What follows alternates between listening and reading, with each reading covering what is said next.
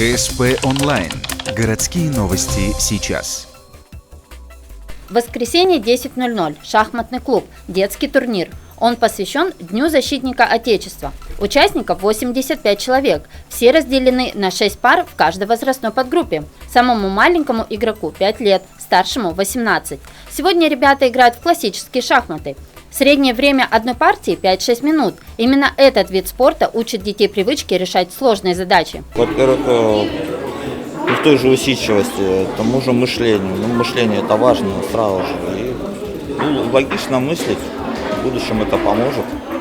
Как рассказывает Дмитрий Александрович, бывают и быстрые шахматы. Например, детский мат. По времени 10 секунд. Устанавливается за 4 хода. Такая игра – это большая редкость. Сегодняшний турнир продлится около 2 часов. После состоится награждение победителей. Следующая встреча запланирована на 6 марта.